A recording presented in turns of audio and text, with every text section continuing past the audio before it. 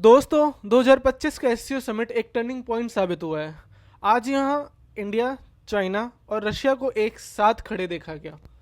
एक historic movement जब Asia के बड़े पावर्स ने मिलकर ग्रोइंग ग्लोबल टेंशंस का जवाब दिया, स्पेशली फ्रॉम द यूएस। ये सिर्फ एक समिट नहीं था, बल्कि जियोपॉलिटिक्स का एक नया चैप्टर यहाँ लिखा गया। तो वेलकम टू वकीलगिरी, और बिना किसी देरी के शुरू करते हैं आज का जियोपॉलिटिकल एनालिसिस। तो सबसे पहले सवाल उठता है, एससीओ है क्या? ये शंघाई कोऑपरेशन ऑर्गेनाइजेशन एक ब्लॉक है 10 देशों का, जो रीजनल सिक्योरिटी, इकोनॉमिक कोऑपरेशन और मल्टीलेटरल डिप्लोमेसी पे फोकस करता है। इस साल का 25th समिट तिनजन, चाइना में हुआ, जिसका थीम था promoting peace, multilateralism and addressing global uncertainty. और सबसे बड़ी बात, ये सारे लीडर्स एक ही स्टेज पर आए, जो एससीओ की इंपॉर्टेंस को दर्शाता है। तेंजन डिक्लेरेशन में लीडर्स ने टेररिज्म, एक्सट्रीमिज्म और सेपरेटिज्म को एक साथ कंडेम किया।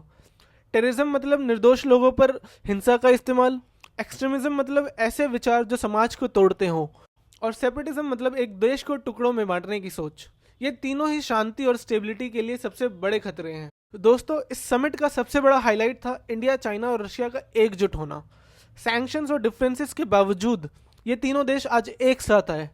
चाइना ने टेररिज्म पे स्पेशल फोकस किया, खासकर पहलगाम अटैक को डिक्लेरेशन में स्पेशली मेंशन किया गया, जैसा कि मैंने आपको पिछली स्लाइड में बताया। ये दिखाता है कि रीजनल सिक्योरिटी कंसर्न्स अब सभी के लिए कॉमन है। आज यहाँ इंडिया और रशिया के लीडर्स एक साथ ट्रैवल करते हुए देखे गए, जो सिंबलाइज करता है deep strategic partnership between Russia and India. दोस्तों, लेकिन पाकिस्तान के लिए समिट शायद उतना अच्छा नहीं रहा। पाकिस्तान के पीएम आइसोलेटेड नजर आए, इंडिया और रशिया ने उनको ज्यादा इंपॉर्टेंस नहीं दी। मैं आपको उनकी कहीं कुछ बातें सुनाना चाहता हूं, जिन्हें सुन के आपको भी लगेगा कि ये कितनी बेतुकी बातें हैं। Ladies and gentlemen, Pakistan has rendered great sacrifices in combating terrorism, not only for its own self, but for the region and far beyond. And in the process, we have lost over 90,000 valuable lives. तो दोस्तों, इस speech के बावजूद उनका victimhood narrative भी SCO countries को convince नहीं कर पाया इस बारी। एससीओ डिक्लेरेशन में क्रॉस बॉर्डर टेररिज्म का क्लियर कंडेमनेशन हुआ, जो इनडायरेक्टली पाकिस्तान की तरफ इशारा करता है। इसका मतलब एससीओ में पाकिस्तान का रोल धीरे धीरे कम होता जा रहा है। दोस्तों, समिट के पीछे ग्लोबल इकोनॉमिक क्योस भी एक बड़ा फैक्टर रहा। चाइना ने फाइनेंशियल सपोर्ट का वादा किया, ग्रांट्स, लोन और एससीओ डेवलपमेंट बैंक बनाने की भी बात हुई। ऑल्सो यहाँ ह्यूमैनिटेरियन इश्यूज भी रेज हुए, जैसे गाजा, ईरान सैंक्शंस और अफगानिस्तान की पॉलिटिकल इंस्टेबिलिटी। ये क्लियरली दिखाता है कि एससीओ अब सिर्फ रीजनल नहीं, बल्कि ग्लोबल स्टेबिलिटी का एक बड़ा प्लेटफॉर्म बन चुका है। दोस्तों, इसी के साथ यूएस प्रेसिडेंट ने इंडिया को ट्रेड पॉलिसीज के लिए क्रिटिसाइज करते हुए ये ट्वीट करा, और इस बात को माना कि यूएस से अब इंडिया और रशिया दोनों ही कंट्रीज को चाइना से हार चुका है।